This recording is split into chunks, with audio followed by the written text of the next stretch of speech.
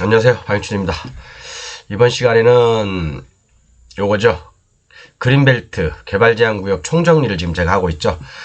지금 3편인데 개발제한구역 법령 완벽 해석을 1편, 2편에 걸쳐서 했고요. 이번 시간부터는 개발제한구역 지리외신 100건 정도를 제가 이제 브리핑을 한 2강이나 3강 정도에서 할 거예요. 근데 이제 요거 기초는 잡았으니까 여러분. 개발제한구역 법령 완벽 해석 587, 588강에 있습니다. 모르시는 분들은 반드시 시청하세요. 이 기초를 잡아야지만이 587, 588 강에 있거든요. 요 기초를 잡아야지만이 여러분들이 지리외신이라든가 법제처 유권 해석을 함으로써 이제 완벽하게 그린벨트에 대해서 이해를 할 수 있는 거예요. 그리고 완벽하게 그린벨트에 대해서 정복을 할 수 있는 겁니다.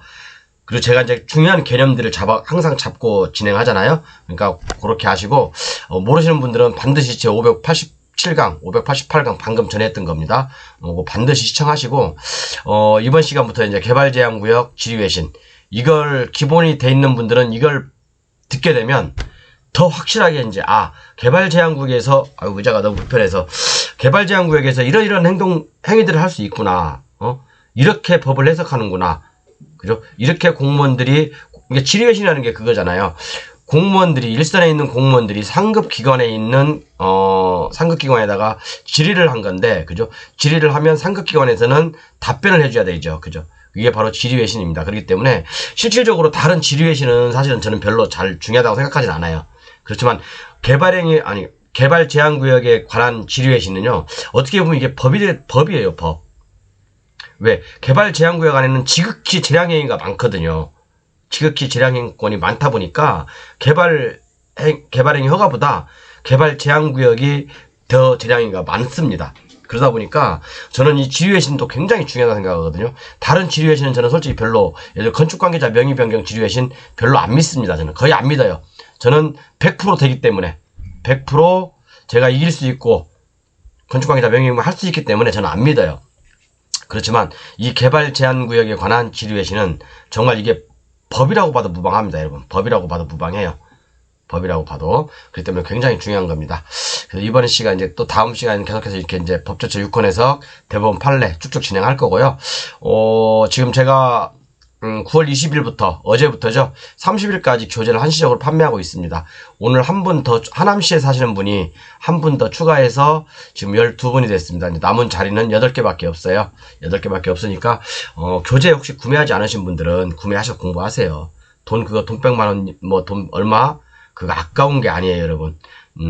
그리고 저는 감히 제가 말씀드리는데, 저는 대한민국의 공법, 저는 1인자라고 저는 자부합니다. 어느 누가 제 앞에 와서 얘기해도 저는 그분들하고 제가 하나도 꿀릴 일이 없고요. 당당하게 제가 알고 있는 지식의 한도 내에서 대화할 수 있습니다. 그렇기 때문에 제 교재는 반드시 구매를 하십시오, 여러분. 이렇게 지금 제가 판매를 안 하다가 지금 한시적으로 판매를 하고 있으니까, 반드시 구매를 뜻이 있으신 분들은 하시는 게 좋을 겁니다. 제가 항상 말씀드리잖아요. 제 교재나 제 강의를 들으면서 3개월이나 6개월 정도 정말 바짝 하시면 저보다 나은 실력이 된다니까요. 어떤 물건을 봐도 두렵지가 않습니다. 다 해결할 수 있어요. 자, 이렇게 보시고 한번 시작해 볼게요. 근데 이게 양이 너무 방대해가지고 이게 제가 이거 그린벨트를 괜히 시작했다는 생각이 들어요. 이것도 어제 이제 빠르게 진행했지만요. 1편도 빠르게 진행했지만 다 못해드렸어요. 사실은 100% 다 못해드렸는데 나중에 시간 되면 할 거고 양이 많네요. 생각보다. 요것만 강의해도 요것만을 요 4개 카테고리만 강의를 해도 보통 이게 진짜 한 달 코스 정도 됩니다. 근데 빠르게 또 부족한 건 제 교재를 통해서 보시고요.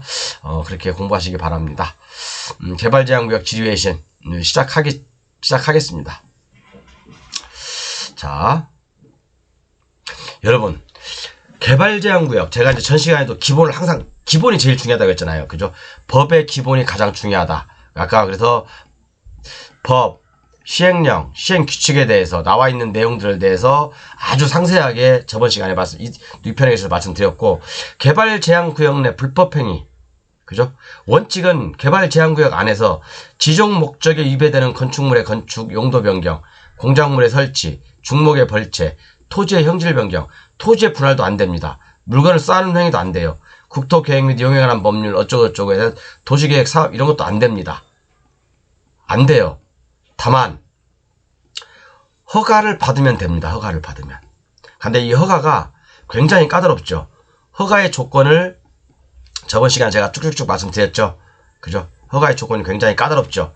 그죠? 그래서 이제 그런 조건들을 우리가 이제 공부를 했고, 자, 두 번째 보면 여러분이 그린벨트로 공부하는 데 있어서 가장 헷갈리는 것들, 이게 뭔 말이야 대체, 이게 뭐 소련말도 아니고 중국말도 아니고 이거 여러분들이 개념을 못 잡는 이유가 있어요.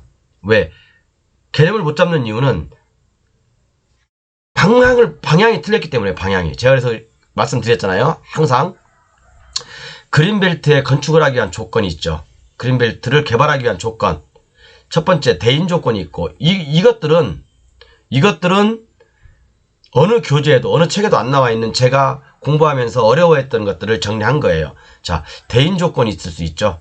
거주 요건도 있을 수 있고, 이주권에 관련된 것도 있을 수 있고, 원주민이냐 아니냐, 5년 이상 거주했냐 아니냐, 그 다음에 농림이냐 어업인이냐, 그거에 따라 또 달라질 수가 있죠. 할 수 있는 행위들이. 그 다음에 토지의 조건이 있어요. 토지의 조건, 임야냐 농지냐 지목이 되냐에 따라 달라지죠. 또 지을 수 있는 시설물이 있죠. 다 다르죠. 토지에 지을 수 있는 시설물이 다 다르죠. 그죠? 그 다음에 기반시설이 또 갖춰져야 되죠. 기반시설, 도로, 수도, 상수도, 가스 등 이런 것들이 갖춰져야 되죠. 요렇게 기본을 딱 잡고 가셔야 됩니다. 그죠? 요 기본도 모르니까 막 헷갈리는 거예요. 자, 그럼 이제 법조문을 우리가 공부했으니까 다음에는 뭘 공부해야 되냐?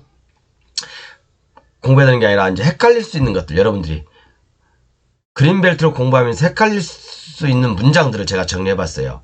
잘 들어보세요, 여러분. 이런 기본을 모르니까 여러분들이 그린벨트가 어렵다, 뭔 말인지 모르겠다, 그냥 막연히 그린벨트 쓸데없다, 그렇게 생각하는데, 제가 말씀드렸잖아요. 그린벨트는 아마 우리가 경매를 배우면서 남아있는 마지막에 블루오션이 될 수 있다. 그린벨트를 저처럼 판 사람 없어요, 여러분. 저는 내년부터는 그린벨트로 큰 돈을 벌 수 있어요. 왜? 제가 그린벨트에 대해서만큼은 대한민국 어느 누구보다도, 공법에 대해서만큼 어느 누구보다 자신 있기 때문에 그런 거죠. 그죠? 그러니까 우리가 그린벨트를 공부할 때 헷갈리지 말아야 될 문장들이 있어요. 어떤 문장인지 제가 한번 읽어볼 테니까, 물론 이제 지리외시는 제 교재 밑에 다 있으니까, 한 100페이지 정도 다 있으니까 여러분들 걱정 안 하셔도 되고, 제 100만원짜리 교재 구매하신 분들이 원하시면 제 지리외시는 다 보내드릴 겁니다. 그러니까 자, 헷갈리지 말아야 될 문장들이 있어요. 저도 이거 가지고 정말 몇 년을 고생했습니다. 몇 년을. 자, 볼게요. 첫 번째, 여러분들 헷갈리는 거 뭔 말인지 개발제한구역 지정 당시 건축되었거나, 이 말이 뭔 말이에요? 어느 일단의 토지가 개발제한구역으로 지정돼 있어요. 개발제한구역으로 지정할 당시에 건축물이 있었다는 얘기죠. 그죠? 이렇게 건축물이 있었다는 얘기죠. 그죠? 그럼 이것은 지목이 대가 아니라는 얘기예요. 대가 아닌 거라는 거예요. 그죠?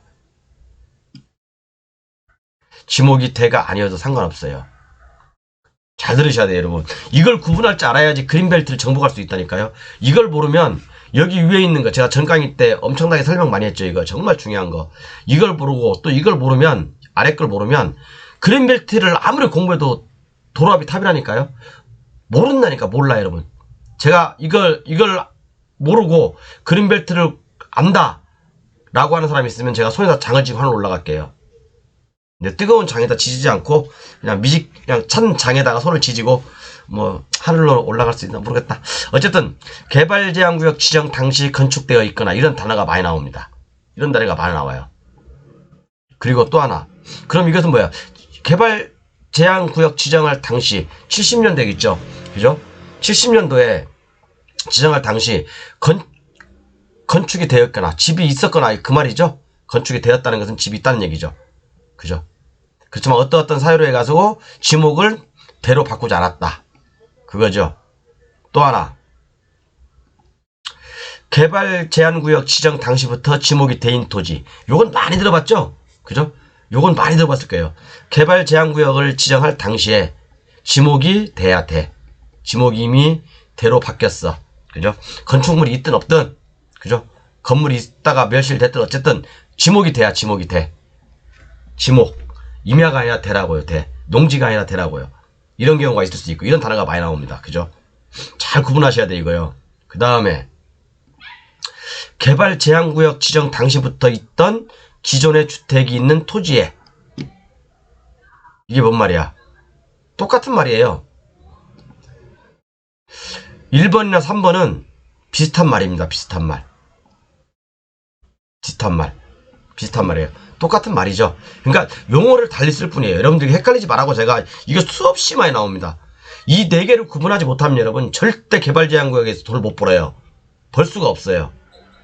제가 말씀드렸죠. 저 이거 깨우치는 데까지 수년이 걸렸다고. 수년이. 요것도 깨우치는 데까지 수년이 걸렸다고. 아무리 법조문 뒤져보고 읽어봐도 여러분 나름대로 표 만들지 않고 정립이 되어 있지 않으면 절대 느낄 수가 없는 거예요. 마음으로 느낄 수가 없는 거예요. 그리고 남들한테 설명도 못해요. 받아보면 막혀요. 자, 그래서 개발제한구역 지정 당시부터 있던 기존 주택의 토지에, 그죠? 똑같은 말이죠. 개발제한구역 지정 당시부터 있던 기존의 주택 있었죠? 이전의 토지. 그러면 이것도 지목이 될까요? 아닐까요? 지목이 대가 아니죠, 이것도. 그냥 건물만 있는 거예요. 주택만 있는 거예요. 이거 똑같은 얘기인데, 똑같은 말인데 말을 달리하는 거예요. 그죠? 개발제한구역 지정 당시에 건축되어 있거나 또는 개발제한구역 지정 당시부터 있던 기존의 주택이 있는 토지에, 그죠? 지목이 대가 아니어도 된다고 했죠? 그런데 요 1번하고 3번의 공통점은 뭐냐면 개발제한구역 건축물 관리 대장이 있어요, 여러분. 이건 녹지과에서 관할하는 거거든요. 대부분 시청이나 그런 데 가면 녹지과가 있어요. 공원 녹지과. 그런데 녹지과에 가면 개발제한구역 건축물 관리 대장이 있습니다. 여기에 등재가 되어 있어야 돼요. 등재가 되어 있어야 돼요. 여기에 등재가 되어 있지 않으면 무허가 불법 건축물입니다. 이해 가셨죠? 개발제한구역은 특별히 관리나 5년 단위로 관리 계획을 수립하게 되어 있거든요. 제가 저번 시간에 말씀드렸죠. 5년 단위로 개발제한구역의 관리 방안을 수립하게 되어 있습니다. 그렇기 때문에 개발제한구역에 어떤 건물이 있고 무허가 건축물이 있고 그래야 돈을 이행강제금 때릴 팰까 아닙니까? 그죠? 자, 이거 헷갈리지 마세요. 자, 그리고 네 번째, 개발제한구역 지정 당시부터 그 토지의 소유자와 건축물의 소유자가 다른 경우. 자, 이런 경우가 있을 수 있죠. 개발제한구역 지정할 당시에 토지는 제가 항상 말씀드리죠. 토지는 A야. 근데 건물은 B로 돼 있어요. B 거야. 이럴 수 있어요. 이럴 수 있어요. 그러면 이 건물을 가지고 있는 B한테도 이주권이 나오냐? 나온다고 제가 말씀드렸죠. 저번 시간에. 그것을 지금 지리회신 통해서 다 말씀드릴 거예요. 그죠? 그러면 이 A한테도 이주권이 나오냐? A한테 이 사람이 이제 예를 들어서 그런 경우죠. 토지가 있어. 토지가 A 거야. 근데 건물은 경매사령관 거야. 이게 경매사령관 거야. 근데 집이 오래되다 보니까 이 A라는 토지 소유자가 경매사령관 너 나가 임마. 그래. 그 나갔어요. 나가려고 해. 그러면 이 건물을 가지고 있는 경매사령관은 다른 데로 이축해서 건물을 질 수 있냐? 있죠? 있어요. 지리회신에 나와 있고 법조문에 다 나와 있습니다. 근데 어디로 가야 돼요? 집단 취락지구 안으로 가야 되죠. 집단 취락지구 안으로 가야 됩니다. 그리고 또 이 A는 이제 건물이 없어졌잖아요. 건물 때려 부숴버렸잖아요. 그럼 A는 이 때려 부수고 여기다가 건물을 다시 질 수 있냐? 질 수 있을 것 같아요? 없을 것 같아요, 여러분? 이 사람 쫓아내버렸잖아, A가. 그래 놓고 자기가 여기다 또 건물을 질 수 있어요, 없어요?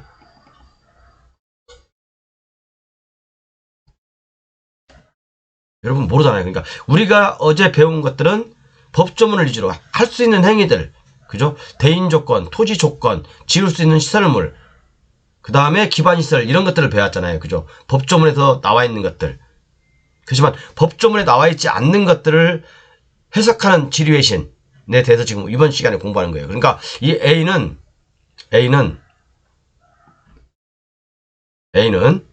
여기다가 다시 건물을 지을 수 있습니다. 지목이 되라고 한다면. 이해 가셨죠? 어렵나요? 여러분 이거 기본을 확실히 잡지 않으면 이 기본 제가 진짜 요거 웬만하면 제가 공개 안 하는 거거든요. 이거요. 제 교재, 그러니까 제가 말씀드렸죠. 제 100만원짜리 교재까지 구매하신 분들 이 그 그린벨트에 관련된 거 없으면 저한테 문의하세요. 제가 이메일로 보내드릴게요. 이것은 반드시 여러분들 정말 그린벨트에서 노다지가 쏟아질 수 있습니다. 노다지가. 그죠? 노다지가 쏟아질 수 있는데 여러분들이 깊이 있는 공부를 한 번도 안 해봤잖아요. 그죠? 깊이 있는 공부를 안 해봤고 그렇기 때문에 그린벨트 쓸모없는 땅 그린벨트에서 지목이 대인 것만 찾아. 지목이 대인 것만 찾는다니까? 그게 무슨 블루오션입니까? 너도 알고 나도 알고 옆집 강아지도 알더라고. 어제 제가 말씀드렸죠? 옆집 강아지한테 야 지목이 대인 토지에 건축 가능하냐 그랬더니 멍멍 그러더라고. 옆집 강아지도 지목이 대인데 건축하는 건 다 알아요. 그렇지만 요 내용을 요거 네 가지 그 다음에 요거 오늘도 요 네 가지 반드시 여러분들 요거 개념 확실히 잡고 가셔야 됩니다. 개발제한구역 지정 당시 건축되었거나 이건 지목이 대가 아니어도 돼요. 그죠? 개발제한구역 지정 당시 지목이 대인 토지 여기는 건축물 다 되죠. 맹지라도 됩니다. 그죠? 개발제한구역 지정 당시부터 있던 기존 주택이 있는 토지에 요것도 일맥상통하죠. 1번하고 그 다음에 또 하나 개발제한구역 지정 당시부터 그 토지의 소유자와 건축물의 소유자가 다를 경우 이런 경우 많습니다. 국가 땅에 예를 들어 국가 땅이야 이게 또는 개인 땅이야. 개인 땅 위에 건물이 국가 땅에 건물이 있을 수도 있고요. 개인 땅에 건물이 있을 수도 있어요. 그래서 그린벨트로 지정 안 됐으면 이 사람들은 여기서 끝까지 살아도 되는데 그린벨트로 지정됐기 때문에 불치게 손해가 발생되잖아요. 그리고 이 건축물을 소유한 사람한테는 이축권을 주는 거죠. 국가 땅이든 개인 땅이든 이 토지주가 더 이상 증축 개축을 못하게 한다면 그리고 또 이 A라는 사람 또 국가라는 토지 A라는 사람의 토지가 뭐 건축물 있으니까 지목은 당연히 대가 될 수도 있겠죠. 그러면 이 대인 토지에 이 사람 내쫓아버리고 건축물 또 지을 수도 있어요. 그죠? 건축물 지을 수 있습니다.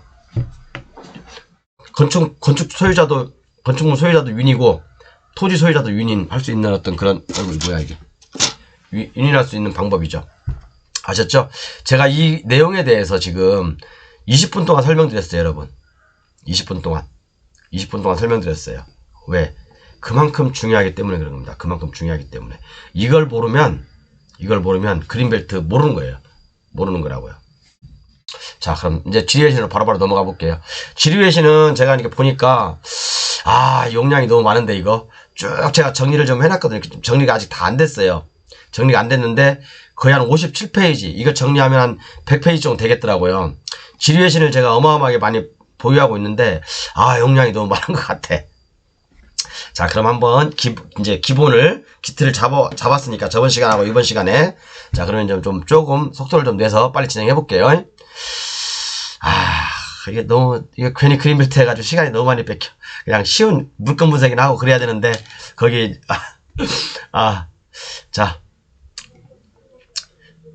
개발제한구역 지정 당시부터 지목이 대인 토지의 신축 그죠? 요거 개발제한구역 지정 당시 지목이 대인 토지 요거 많이 나옵니다. 요거 그죠? 요거 많이 나옵니다. 그죠? 그래서 개발제한구역 지정 당시부터 있던 기존 주택이 있는 토지의 신축 이런 말도 많이 나오죠. 그죠? 기존 주택이라는 건 뭐예요? 기존 주택 제가 말씀드렸죠. 개발제한구역 건축물 관리대장이 따로 있다고. 거기에 등재되어 있는 건축물만 유효합니다. 이 토지는 지목이 대가 아니어도 돼요. 지목이 대가 아니어도 된다고요. 그냥 토지면 돼요. 토지면. 땅이면 된다고요. 건축물이 있어. 건축물인데 지목은 대가 아니여. 그런데 건축물도 있어. 그러면 이것은 이축권 나오는 거죠. 이해 가시죠? 그 다음에 하나 더 볼게요.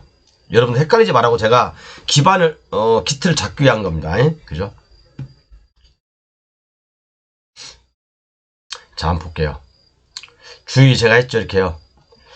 해당 토지에 과거 주택이 있었으나 현재 주택이 멸실된 경우 개발 제한구역 지정 당시부터 있던 기존 주택이 아니라고 본다. 그죠?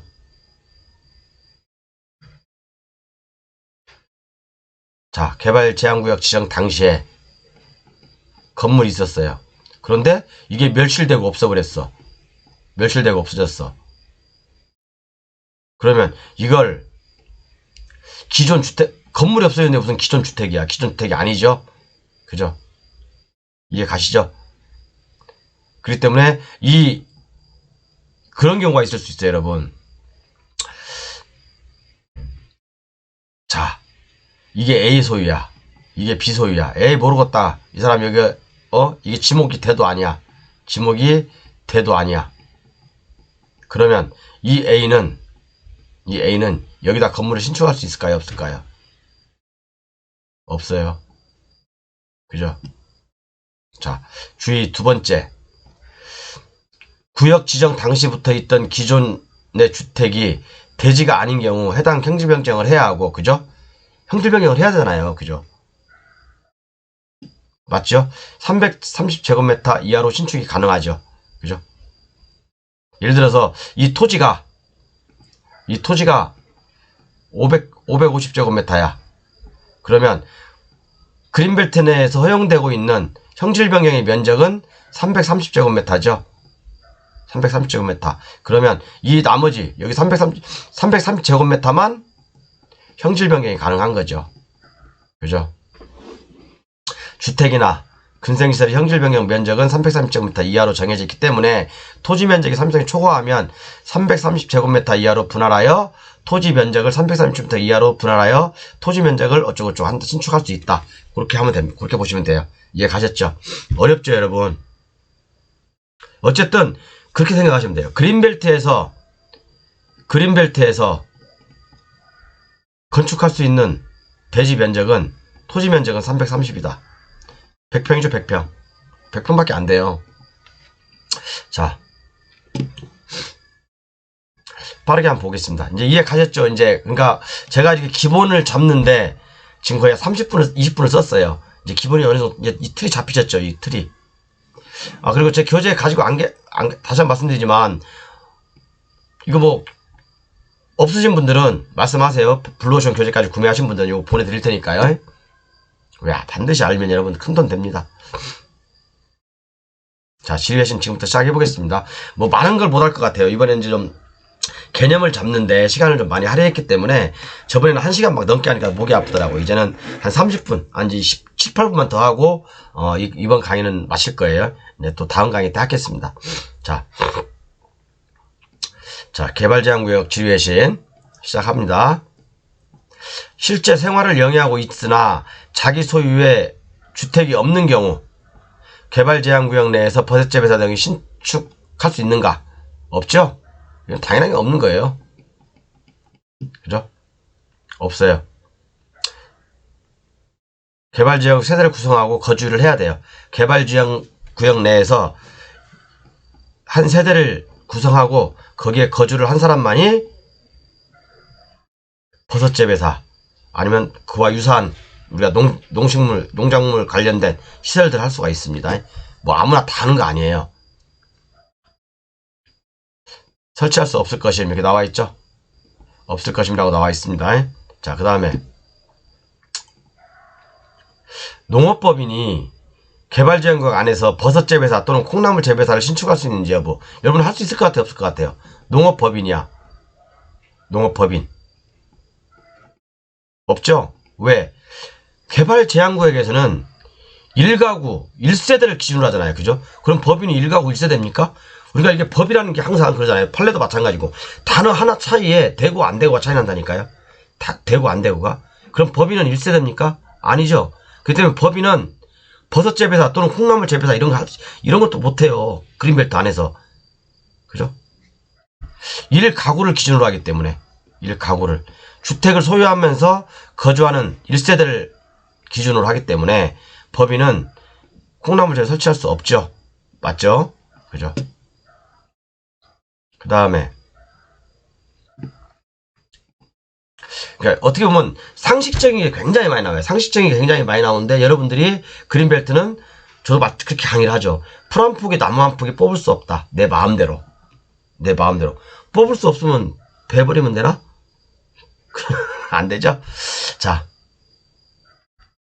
다음 거 볼게요. 개발제한구역에서 허가 또는 신고 없이 할 수 있는 행위. 제가 저번 시간에 587강인가 허가나 신고 없이 할 수 있는 행위들을 쭉 열거해드렸죠. 그죠? 과수원 조성행위가 해당되는지. 그죠? 개발제한구역에서 논이나 밭에, 그죠? 논이나 밭에 과수원을 조성하기 위한 행위가 허가나 신고 없이 할 수 있는 행위냐? 그죠? 아니요. 그래도 신고는 해야 됩니다. 신고는 해야 돼요. 이해 가셨죠? 그 다음에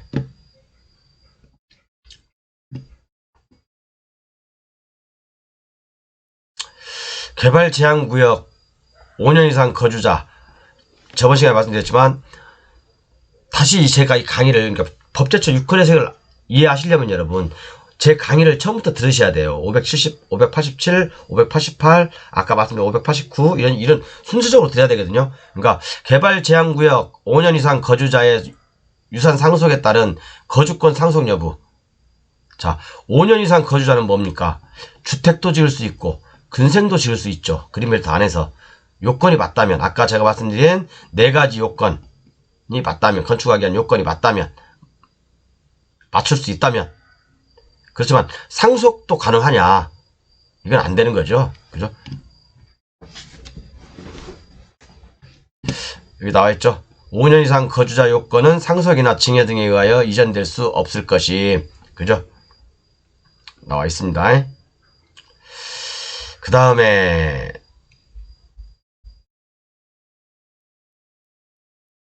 이건 설명 아까 해드렸고, 요거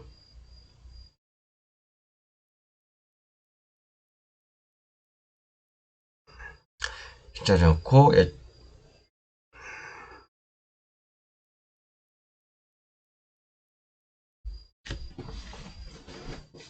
자, 중요한 거네. 이거 보니까, 자, 여러분 질문이 있어요. 자, 질문이 들어왔어요. 어떤 질문이냐? 잘 들어보세요. 개발제한구역 내 공익사업 시행으로 인하여 철거되는 근린생활시설의 소유자가 시설을 가지고 있었나봐요. 무슨 뭐 음식점을 가지고 있었나봐요.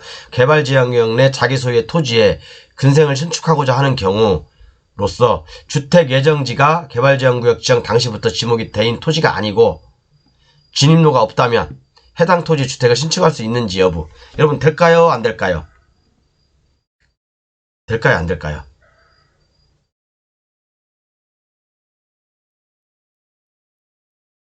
되겠죠? 자, 중요합니다, 여러분. 여러분이니까 헷갈리는 거예요. 꼭 지목이 된 토지, 또 건축물이 있었던 토지에만 건축하는 게 아니라고 했죠. 제가 그린벨트에서 건축할 수 없는 토지는 딱 2가지라고 했죠. 절대농지, 임야. 이 2개만 빼고 이 2개가 아니면 나머지 조건들이 다 맞으면 건축할 수 있다고 그랬죠. 이주권이나 5년 이상 거주자나 아니면 다른 걸 활용해서 건축할 수 있다고 했죠. 자, 그럼 이 내용이 뭔 내용이냐? 어차피 자, 내가 기존에는 여기 이제 이렇게 집이 있었어.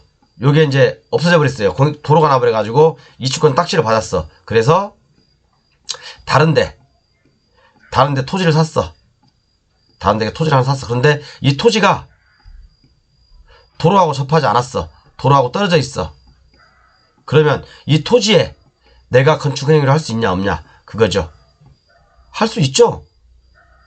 단 도로는 내가 내야 되죠. 근데 이 도로도 이 건축 면적에 포함되겠죠. 330제곱미터 안에 이 도로까지 해서 요렇게 330제곱미터가 되는 게 돼야 되겠죠. 그죠? 도로를 낸다면. 그죠? 나와 있잖아요. 결론. 이주권으로 신축 예정지에 신축할 진입로가 없으면 신축은 불가능하죠. 원칙은. 그죠? 대지 면적에 포함하여 진입로를 확보하는 경우에는 신축이 가능하죠. 원칙은 진입로가 없으면 건축 허가가 안 나요. 건축 허가가 안 나요. 이주권으로도. 그런데 내가 뭐 약간 뭐 도로가 길지 않다면 이렇게 도로 면적을 내가 건축할 대지 면적에 포함시키는 조건으로 건축을 하는 거죠. 이해 가셨죠? 저번 시간에도 수없이 많이 설명드렸는데, 그러니까 도로가 꼭 없다고 해서 건축 허가가 나는 거야. 예를 들어 이런 경우가 있을 수 있잖아요, 여러분. 도로가 이렇게 있어, 그린벨트에. 도로가 이렇게 있어. 근데 여기 이제 내 땅, 쬐깐한 땅이 있어. 뭐 한 쬐깐한 땅이 있고, 그 다음에 뒤에 이제 뭐 이렇게 조그만 땅이 있어. 이렇게 있어요. 이렇게 있어. 그러면 뭐 이게 A 토지, 이게 B 토지라고 합시다. 여기도 막혀 있다고 해야지. 그러면 A 토지한테 양해를 구해서 이만큼 나한테 파시오 라고 해서 건물을 칠 수 있죠. 이게 만약에 550제곱미터야. 500제곱미터야. 그러면 도로가 예를 들어서 뭐 100제곱미터가 들어가. 그럼 내가 건축할 수 있는 이 면적은 도로 플러스 100제곱미터 플러스 233제곱미터죠. 나는 이거 활용할 수 있는 게 233제곱미터밖에 안 된다는 얘기예요. 도로까지 해야 되니까. 그런 내용입니다. 엄마 30분 지났네. 할 게 많은데 이거 지리외신을 언제 다 해야 되나? 자, 그래서 이치권의 허용 기간이 있어요. 이치권으로 신축 예정지에 신축할 때 이치권을 행사할 수 있는 기간에 대한 별도 규정은 없으며 기존 근린생활시설 철거일 이전까지 자기 소유의 토지를 확보하지 못한 경우라면 취락지구 안으로만 가능하다. 그죠? 근린생활시설 그죠? 철거일 이전까지 기존에 근린생활시설이 있을 거 아니에요. 이걸 철거를 할 거 아니야. 그죠? 도로가 되려면. 그러면 철거일 이전까지 자기 소유의 토지를 확보하지 못하면, 그죠? 자기 소유의 토지를 확보하지 못하면 취락지구 안으로만 가야 돼요. 그죠? 취락지구 안으로만. 이게 뭐 그린벨트가 이렇게 크게 있다면 여러분 헷갈리는 게 그거죠. 취락지구가 군데군데 있을 거 아닙니까? 취락지구가 뭐예요? 20호 이상이죠. 취락지구가 있을 거 아니에요. 그죠? 그런데 내 건물이 이렇게 도로를 내므로써 이 철거가 됐어. 철거가 완료될 이전까지 이 그린벨트 어디든 내 토지를 건축할 수 있는 토지를 확보를 해야 되는데 확보를 못했어. 그러면 나는 이 취락지구로 갈 수밖에 없다. 이해 가셨죠? 그런 내용입니다. 자, 그 다음에 개발제한구역에 설치할 수 있는 생활체육시설을 이건 뭐 그죠? 개발제한구역 안에서는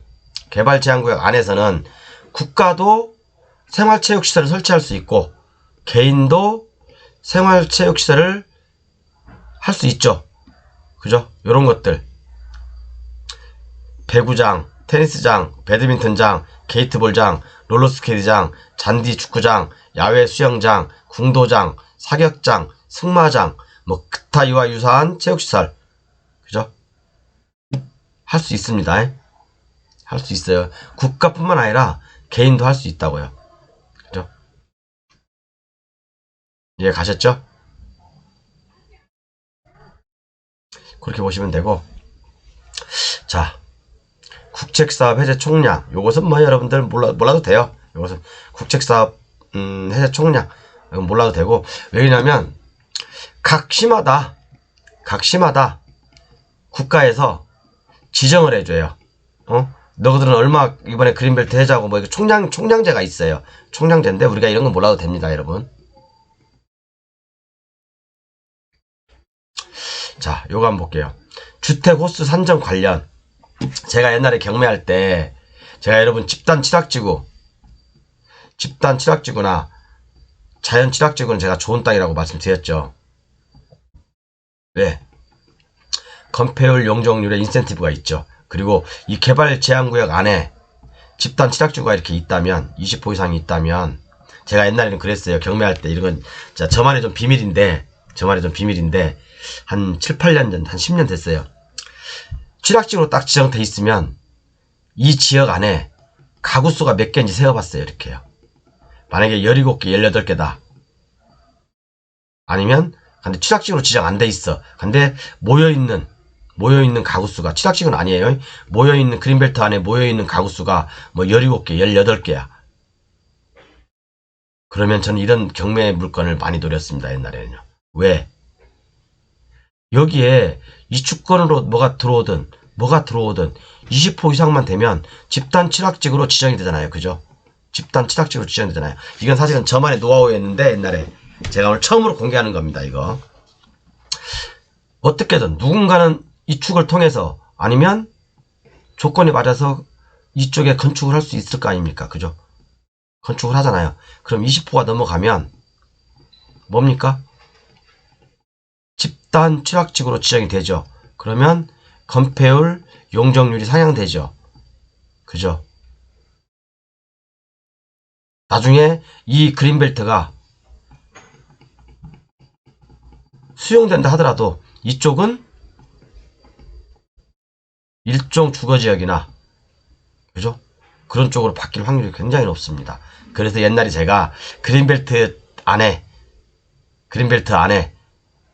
경매를 많이 노렸는데, 그 중에 팁을 하나 드린 거, 여러분도 지금도 잘 보세요. 그런 거 많이 나와요.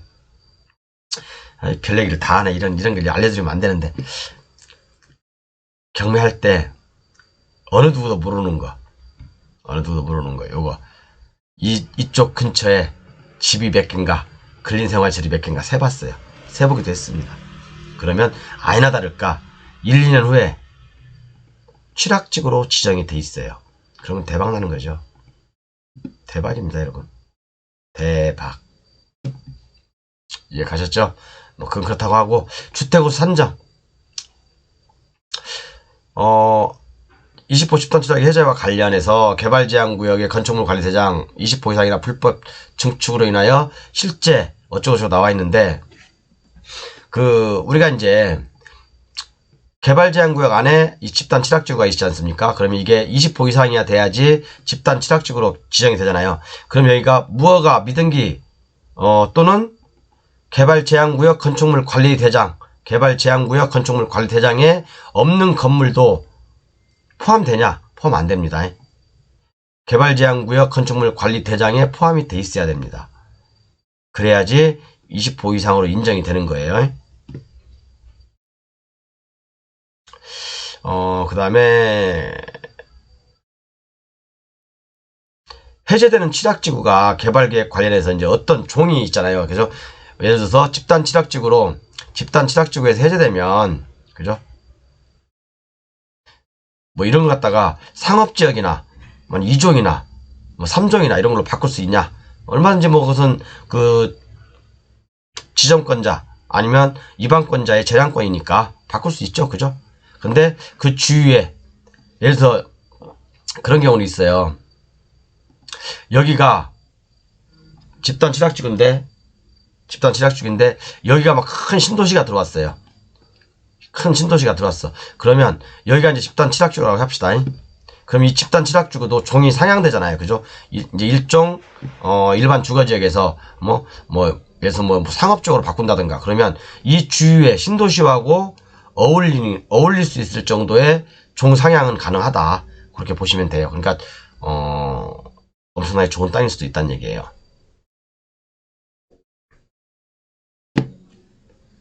자, 경계선 관통대지 용도 지역 변경 관련 이런 건 중요한 거 아니니까 모르셔도 돼요. 요거 개발 제한구역 해제 취락의 사업 방식. 여러분 이게 헷갈리시죠, 이거?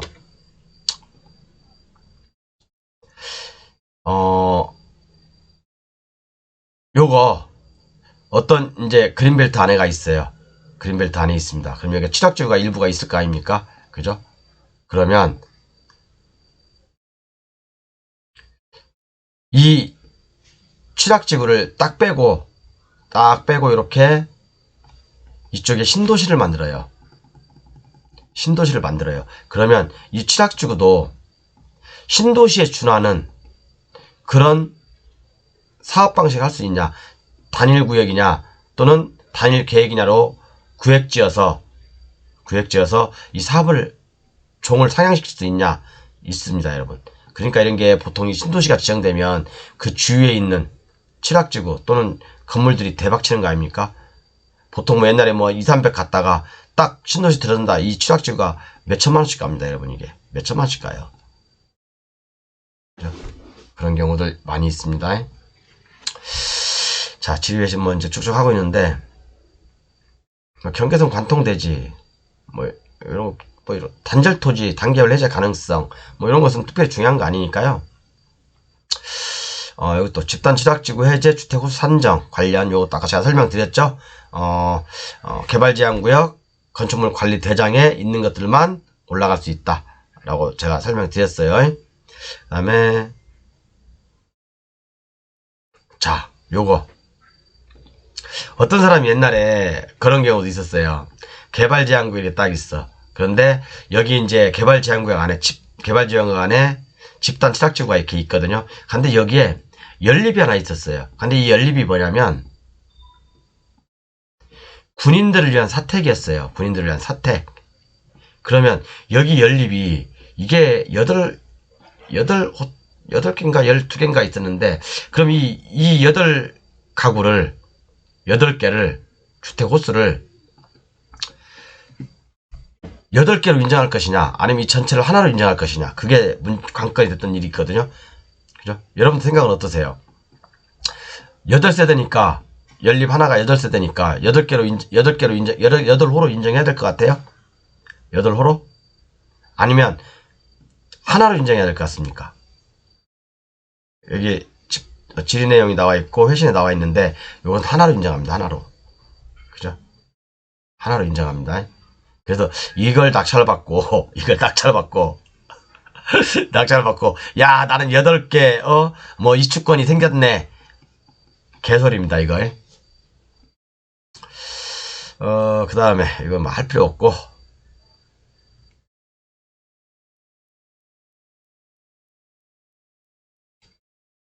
이것도 중요한데, 이것도. 그러니까 이게, 좀 이렇게 지리외신이 좀 굉장히 중요한 것들이 많아요. 제가 이렇게 쭉 정리를 좀 해놨거든요, 여러분. 지리외신 이렇게 뭐 쭉 정리를 해놨는데, 다음 시간에 좀 중요한 것만 몇 개 뽑아서 할 거고, 이번 시간에는 여기까지 할게요. 지금 벌써 40분이 지나가지고 너무 지루하죠? 어쨌든 다음 시간에는 요렇게 제 교재 다시 한번 말씀드리지만, 제가 일일이 다 이거 뭐 몇백 개, 이거 100개 이상을 지리외신을 제가 설명 다 못 드립니다, 여러분. 못 드리니까 제 교재 가지고 계신 분들 있죠? 그 100만원짜리 블루오션 교재 구매하신 분들은, 요거 없으신 분들은 제가 새로 추가한 거니까, 없으신 분들은 저한테 문자를 주세요. 제가 이메일로 보내드릴게요. 꼭 이메일 다시 한번 넣어주시고요.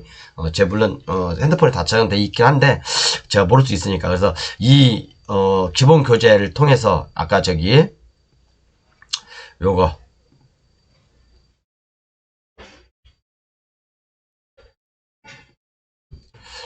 이게 지금 개발제한구역이거든요. 이게요. 개발제한구역에 관련된 거니까, 요거 제가 지금 요거 했고, 요거 지금 하고 있는 중이잖아요. 그래서 요 내용들이 다 있으니까 진짜 중요합니다, 여러분. 개발제한구역 공부하면 정말 재밌어요. 그래서 요거 블루오션 교재 구매하신 분들 중에 없으신 분들 저한테 문자 주세요. 제가 송부해 드릴게요. 굉장히 중요한 내용이니까 반드시 보셔야 됩니다. 그래서 다음 시간에는 중요하다고 판단되는 지리외신 중에서 몇 가지만 뽑아서 한 짧게 다음 시간에 방송할게요. 감사합니다. 너무 이렇게 딱 끝까지 하려고 했더니 너무 시간이 많이 걸리네. 이거 괜히 손댔어. 그린벨트 그냥 패스할걸.